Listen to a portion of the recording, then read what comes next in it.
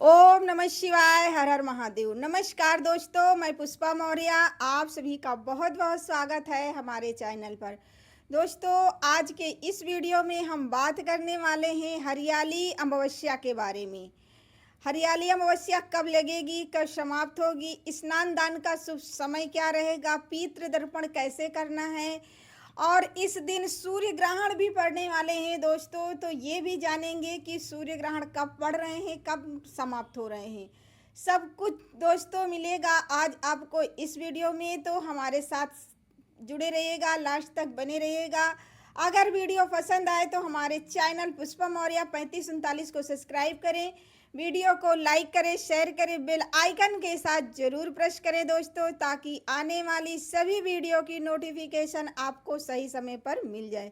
तो चलिए दोस्तों, वीडियो शुरू करते हैं। दोस्तों देखिए, अमावस्या जो ये हरियाली अमावस्या है, इसे हरियाली अमावस्या क्यों कहा जाता है? क्योंकि ये सावन के महीने में पड़ रही है। सावन का महीना चारों तरफ हरा भरा रहता है, भोलेनाथ का दिन मतलब महीना रहता है। इसमें हरी चीज़ों का बहुत ज़्यादा महत्व बताया गया है दोस्तों। इसलिए इस महीने में जो अमावस्या पड़ती है सावन महीने में, इसे हरियाली अमावस्या कहा जाता है।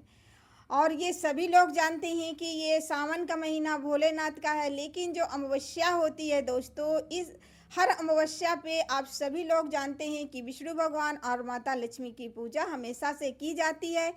तो इस हरियाली अमावस्या में भी भगवान विष्णु और माता लक्ष्मी की पूजा की जाएगी। उसके साथ साथ भोलेनाथ की भी पूजा अर्चना आप कर सकते हो, क्योंकि सावन का महीना भोलेनाथ को पूरी तरह समर्पित माना गया है।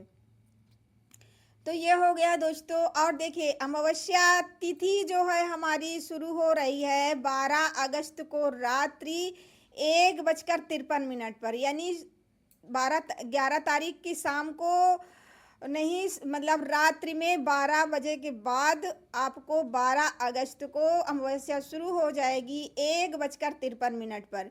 1:53 पर शुरू हो जाएगी दोस्तों अमावस्या, और 13 तारीख तक रहेगी। 13 तारीख की 12 तारीख को सारे दिन रहेगी, और 13 तारीख को रात्रि में फिर समाप्त हो जाएगी।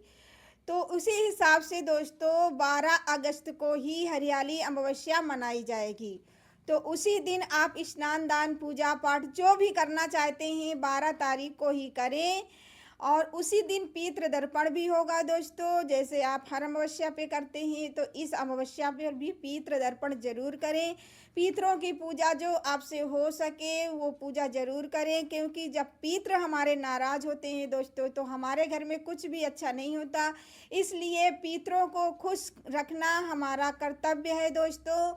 और ये भी जान लीजिए, जिस घर के पितृ नाराज होते हैं वहाँ लड़के जन्म नहीं लेते, ज़्यादातर लड़कियाँ ही जन्म लेती हैं अगर पितृ नाराज होते हैं तो। इसलिए पितरों को खुश रखें, पूजा पाठ करें, दान वगैरह जो हो सके पितरों के नाम से दान वगैरह करें। आप कच्चे भोजन का भी कर सकते हैं, पक्के भोजन का भी कर सकते हैं। कच्चे भोजन का मतलब होता है जैसे अनाज है, मतलब आटा, चावल, दाल, सब्जी, फल फ्रूट, जो भी आप देना चाहें दान कर सकते हैं। जो आपके श्रद्धा अनुसार हो आप वो दान कर सकते हैं। अब आप ये कहेंगे, कुछ लोगों का प्रश्न ये भी रहता है, जैसे हमें दान करना है तो घर में जैसे हमारे कई सदस्य हैं, तो क्या सभी सदस्य अलग अलग दान करेंगे? जी नहीं, सभी सदस्य अलग अलग दान नहीं करेंगे।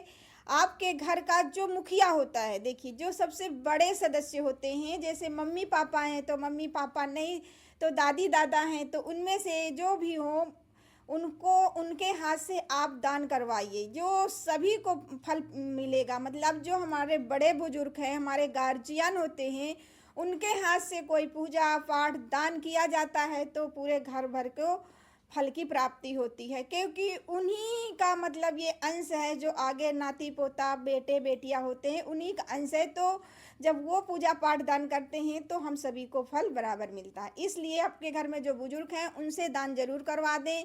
जैसे कि पुराने समय में कहा जाता था सीधा, तो आप जैसे पकवान बना सकते हैं, तो पकवान नहीं, कच्चे अनाज का एक थाली ले लीजिए, उसमें आटा, चावल, दाल, कुछ आप श्रद्धा अनुसार पैसे रख लीजिए, गुड़ रख लीजिए, कुछ मिष्ठान रख लीजिए, हरी सब्जियां, फल फ्रूट, मौसमी फल जो जो भी आपकी सुविधा है वो आप ले करके, जो आपके घर में बड़े बुजुर्ग हैं उनके हाथों से किसी ब्राह्मण को दान करवा दीजिए।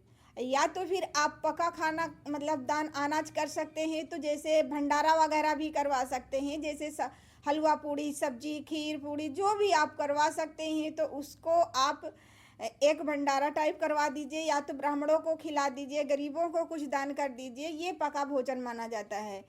तो इस तरह से आप दान करिए, पितरों का दर्पण करिए, पूजा पाठ करिए, गंगा स्नान करिए। अगर आप गंगा स्नान करने नहीं जा पा रहे हैं, तो आपके घर में अगर गंगा जल है तो आप अपने नहाने के पानी में थोड़ा सा गंगा जल मिला करके आप नहा सकते हैं। तो ये हो गया दोस्तों, देखिए पितृ दर्पण की जानकारी मैंने दे दी, हरियाली तीज के बारे में बता दी। अब हम बात करते हैं कि इस दिन हमें कैसे पूजा पाठ करना है। तो आपको सुबह सवेरे अमावस्या के दिन उठना है दोस्तों, और उठ करके ब्रह्म मुहूर्त में नहा धोकर, अगर आप गंगा स्नान करने जा रहे हैं तो गंगा स्नान कर लीजिए। अगर आप गंगा स्नान नहीं करने जा रहे हैं तो घर पे गंगा जल मिलाकर स्नान कर लीजिए। पूरे घर में गंगा जल का छिड़काव कर दीजिए। सूर्य नारायण को जल अर्घ दे दीजिए, थोड़ा सा उसमें चावल डाल लीजिए, और थोड़ा सा अगर हो सके तो सफ़ेद पुष्प डाल लीजिए। सूर्य नारायण को अर्घ दीजिए, 5 परिक्रमा कर लीजिए। उसके बाद आप कहीं अगल बगल कहीं भी अगर पीपल है तो पीपल के भी जाकर आप जल चढ़ा सकते हैं। धूप दीप बत्ती जला दीजिए, धूप दीप जला दीजिए। ये सब अमावस्या के दिन होता है। आप ऐसी पूजा पाठ करें और पितरों को खुश रखें दोस्तों। और इस दिन दान का बहुत बड़ा महत्व है, तो कुछ बहुत दान आप जरूर करें। आपके घर में जो भी बड़े बुजुर्ग हैं उनके हाथों से ही दान करवाएं, सर्व उत्तम माना जाता है। अब बात कर लेते हैं दोस्तों कि इस दिन सूर्य ग्रहण भी पड़ रहे हैं। कहा जाता है कि 12 तारीख को अमावस्या के दिन सूर्य ग्रहण भी पड़ रहा है। तो हम आपको बता दें, सूर्य ग्रहण का जो पड़ने का समय है दोस्तों, वो है 12 अगस्त को रात्रि 9:04 पर सूर्य ग्रहण पड़ना प्रारंभ हो जाएंगे, और 13 तारीख को रात्रि में दोस्तों 1:27 पर समाप्त हो जाएंगे सूर्य ग्रहण। लेकिन चिंता करने की कोई बात नहीं है दोस्तों, ये जो सूर्य ग्रहण है ये हमारे यहाँ नहीं पड़ रहे हैं, भारत में नहीं पड़ रहे हैं, भारत में नहीं दिखाई दे रहे हैं, इसलिए इसका मान्य नहीं होगा। तो आप लोग को कोई दिक्कत नहीं होगी, आप पूजा पाठ कर लीजिए। क्योंकि रात्रि में मान लो 12 तारीख को 9 बजे शुरू हो जाएंगे तो 13 तारीख को सारा दिन रहेंगे, और ये हमारे यहाँ भारत में नहीं पड़ रहे हैं, सूर्य ग्रहण नहीं दिखाई देंगे, तो इसका कोई गलत प्रभाव हमारे यहाँ नहीं पड़ने वाला है। तो आप लोग चिंता ना करें, आराम से पूजा पाठ करें और हरियाली अमावस्या मनाएं दोस्तों। ये थी हरियाली अमावस्या की जानकारी जो मैंने आप लोगों को दी है। उम्मीद करती हूँ कि ज़रूर पसंद आई होगी आज की ये वीडियो दोस्तों। अगर पसंद आई है तो हमारे चैनल पुष्पा मौर्य 3539 को सब्सक्राइब करना बिल्कुल ना भूलें दोस्तों। दोस्तों पूजा पाठ करने के लिए आप सभी लोग थोड़ा समय ज़रूर निकालें, क्योंकि गृहस्थ जीवन है सभी का, तो बहुत समय कम निकलता है हम बहनों के पास, या हमारे भाई लोग हैं उनका भी बिजनेस है, नौकरी है, तो नहीं निकलता। लेकिन फिर भी मैं कहना चाहूँगी कि थोड़ा ही समय निकाल करके अपने पितरों का पितृ दर्पण जरूर करें। आप कहीं ना जाएं, अपने घर पर गंगा जल में स्नान करके सूर्य नारायण को जल अर्घ दे करके कुछ थोड़ा बहुत दान जरूर कर दें, क्योंकि पितृ आपके खुश है तो आपके घर में खुशियां आने से कोई भी नहीं रोक सकता। ये मान लीजिए कि अगर आपके पितृ नाराज हैं तो आप कितनी भी मेहनत कर लें, कितना भी कुछ कर लें, कभी आपके घर में खुशियां और लक्ष्मी माता का आगमन नहीं होता दोस्तों। क्योंकि पितृ जो है बहुत बड़ा महत्व होता है पितरों का। तो इसलिए अपने पितरों को खुश रखें और हमारे साथ बने रहें पुष्पा मौर्य 3539 चैनल पर। अगर वीडियो सही लगे तो अपने दोस्त और परिवार वालों के साथ शेयर जरूर करें। फिर मिलते हैं दोस्तों कुछ नई जानकारी के लिए, तब तक के लिए ओम नमः शिवाय, हर हर महादेव।